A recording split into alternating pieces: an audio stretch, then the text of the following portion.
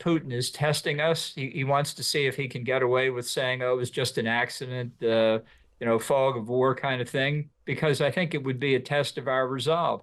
Doesn't mean that armed conflict would follow imminently. I don't think the Russians are up to it at this point. I think Hmm. we have been deceived for 3.5 years by this fear of a wider war with what Russian assets. I don't know if they had better assets. You have to ask why they haven't been applied to Ukraine to try and win instead of this endless grinding high casualty war we've been in.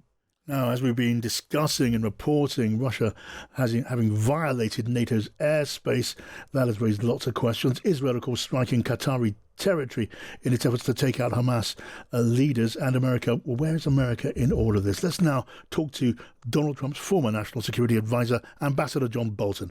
Ambassador, welcome to the program. Glad to be with you. Always a pleasure. Ambassador, 6 years ago, today, you left the White House. Is America, in your judgment now, more or less of a power in the world at this point in President Trump's second term? Well, I think overall American power really hasn't changed. Trump can make bad decisions, follow bad policies. It doesn't really reduce the aggregate of American power. It may make us more or less relevant than we should be or could be, but it doesn't change that fundamental equation. And the real issue I think people should focus on, and I know it sounds like it's a long time away, but we're almost through the first 8 months of Trump's second term. That would be September the 20th. 1/6 of his second term will be over then. And so we should look at how to mitigate the damages that he's causing now, and then look forward to repairing them once he's left office. And you believe the damage, as you argue, that is repairable? Well, I think what he did in the first term was largely repairable, and I hope it will be again in the second. I fear that it's not. I mean, if he were to withdraw from NATO, that would be catastrophic for both sides.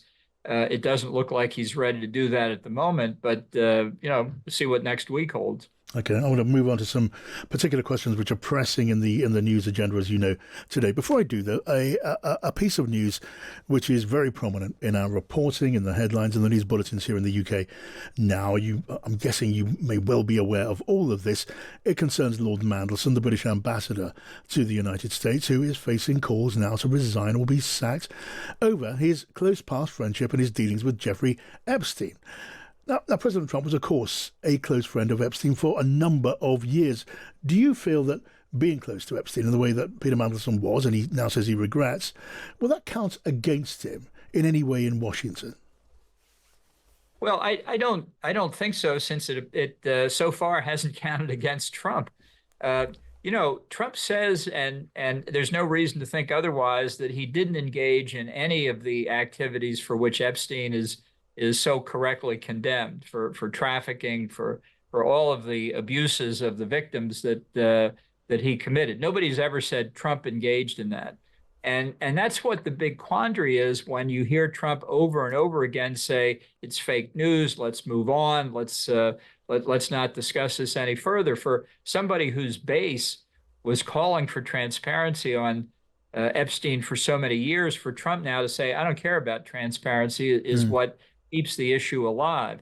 So, but Trump himself, I would have to say, does not appear damaged by it at this point. Okay, let's talk to some of the pressing issues, and they are very, very pressing today. Can I first ask for your thoughts on the Israeli raid on those Hamas targets in Qatar?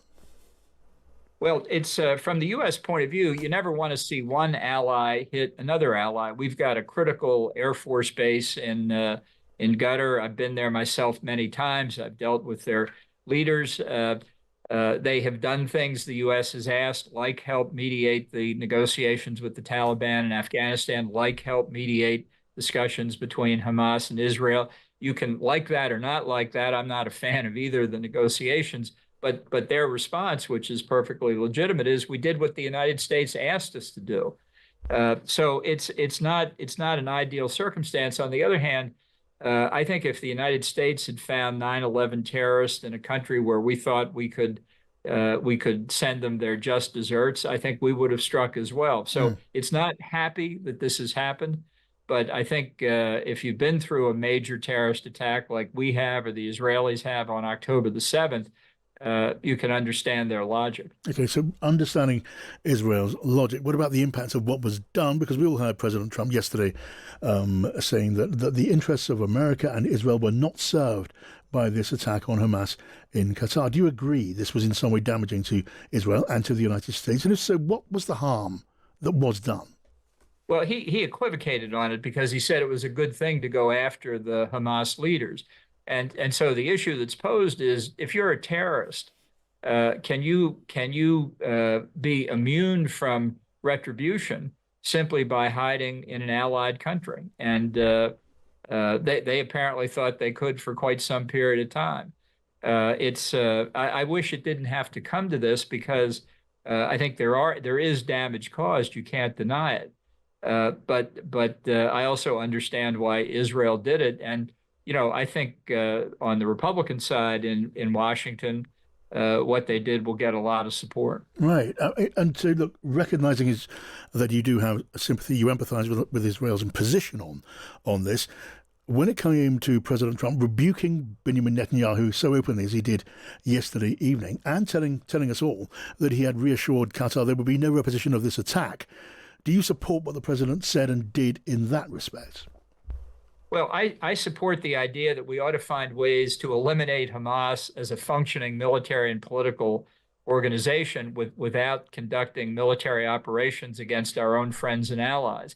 I mean, to me, this should be a lesson for all of us, just how insidious Hamas is, and insidious as their paymasters are in Tehran. This is the kind of evil we're facing, and simply saying, well, it's we play by one set of rules, they play by another, is not right because it means their barbarity ultimately wins, and that it seems to me that has to be the wrong answer. Okay, now can we move on to NATO and the Russian incursion into Polish airspace that happened earlier today?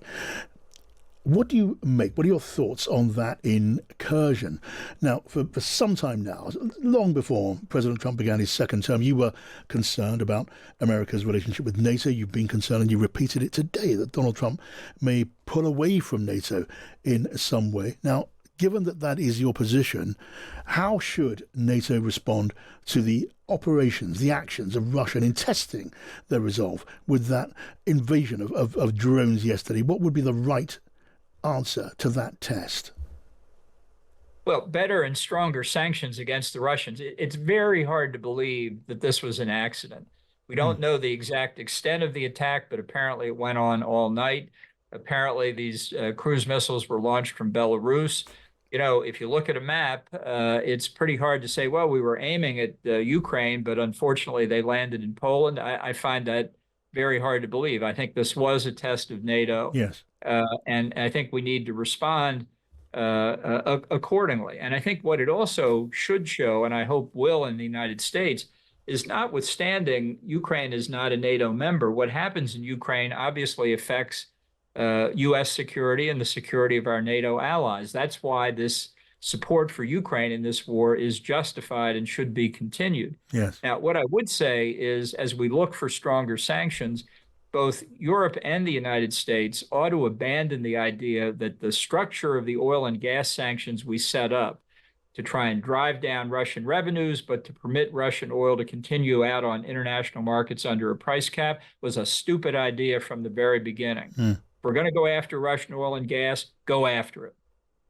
I mean, I'm sensing you do not quite believe President Trump is more serious about getting tough with Russia when it comes to sanctions and secondary sanctions this time round than he's been shown to be in the past. I don't see the evidence yet. We're still waiting for him to make a statement on the subject. It is possible that this attack on Poland will shake him out of his lethargy and his friendship with Vladimir Putin. Nothing else has done that, but surely this could be something that's a real game changer. I think that the contempt that Putin has shown since the Anchorage, Alaska summit indicates he thinks he has a free hand, and the result of that is what we saw last night. So it's really the ball's in NATO's court here to see how we're going to respond. Right. I mean, look. The Polish foreign minister is suggesting this is in some way a test of of the United States and the Trump administration when it came to supporting the safety interests of Ukraine. Is that a complete vain hope? Do you believe the view has now taken root in the mind of the American administration that defense of Europe is now a matter for Europe? Well, I think there are plenty of people in the administration who believe that. I think this is a kind of neo-isolationism. They hate that word, and they should, because it shows how limited their thinking is. But we had the vice president say as recently as yesterday, we don't want to isolate Russia economically. It's got a lot of oil and gas and minerals. We don't like the Ukraine war, but we don't want to isolate Russia. Yeah. I don't know what we've been trying to do for the last 3.5 years if it hasn't been isolate Russia. The fact is, though, we've been ineffective. We have not had a strategy for Ukraine to win the war. We have all collectively focused on making sure Ukraine didn't lose the war. That's been the wrong approach. That should change, too. I'm just now looking, as you speak, Ambassador, to another social media posting from the president, come up on the Truth Social platform. This is what he says. What's with Russia violating Poland's airspace with drones? And then he says, here we go, with an exclamation mark. I'm not sure what one can say about that. It is another message which at face value would suggest that something is impending, that something's about to happen. But I don't know, can we read it that way? We've been led down that path before. Who knows what it means? I used to read the president's tweets with great interest as they came out during the day. So did my counterparts in other countries, and sometimes he followed through on them, and sometimes he didn't. This is not, if I may say so, the way to make presidential decisions or to announce them.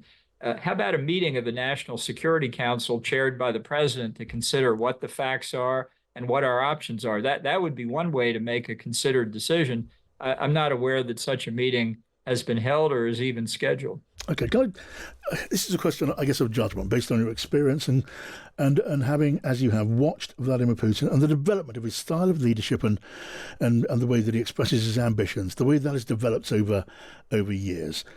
It is a huge question. Do you believe we are heading for armed conflicts with Russia, perhaps in the foreseeable future? Because the leader of Poland has suggested that may well be a possibility. What is your instinct, your gut tell you, Ambassador? My instinct is that Putin is testing us. He wants to see if he can get away with saying, "Oh, it was just an accident," fog of war kind of thing. Because I think it would be a test of our resolve. Doesn't mean that armed conflict would follow imminently. I don't think the Russians are up to it at this point. I think we've been deceived for 3.5 years by this fear of a wider war with what Russian assets. I don't know if they had better assets. You have to ask why they haven't been applied to Ukraine to try and win instead of this endless grinding high casualty war we've been in.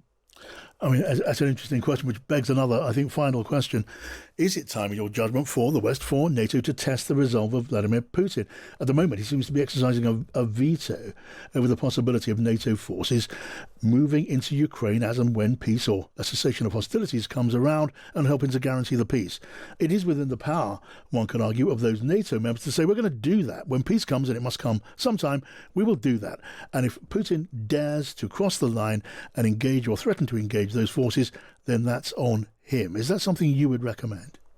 Well, I'd do something before that doesn't necessarily involve NATO forces entering Ukraine. I would provide both the wherewithal and a strategy for Ukrainian forces to start rolling back some of these Russian advances. Yeah. I think it's much more likely that Putin will negotiate seriously when his army is retreating than while it's advancing. And yet we watch these slow grinding advances and act as if they're inevitable. They are not. Okay. Ambassador John Bolton, it was a pleasure to talk to you. Thank you so much for joining us.